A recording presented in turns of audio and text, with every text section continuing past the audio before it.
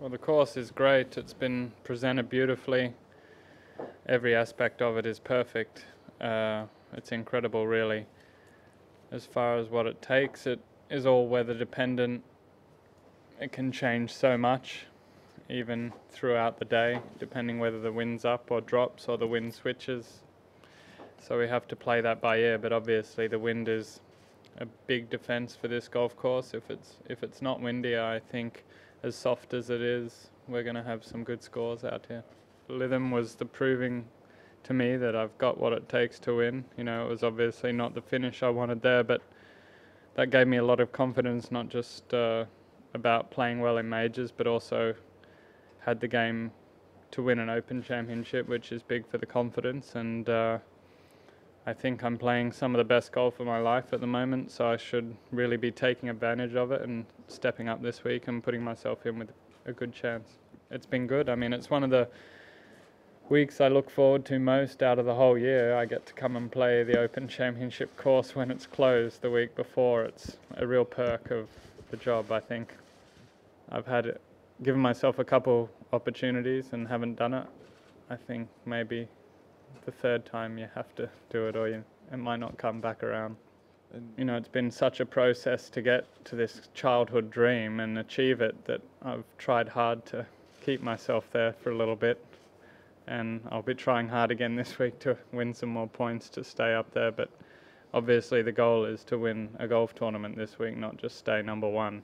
I think one day I'll look back on it as an incredible achievement, but it's hard to reflect too much on things you do when you're in the middle of playing your career. I don't think there's time for stopping and reflecting at the moment, but one day it'll be something that I'm very proud of. The one thing we're all probably looking at, if we can take advantage of the par fives, there's a real opportunity for a low score out there with some good golf on the other 14 holes. And it's going to be a big part of the strategy of how we're playing, I think. If you're swinging well and you can get a driver in the fairway down the par fives, they're almost par fours. You know, I feel I need to give myself a good week of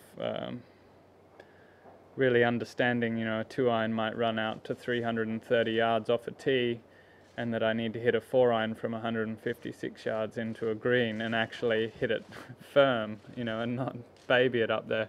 It's, you know, to get your head around that is really tough.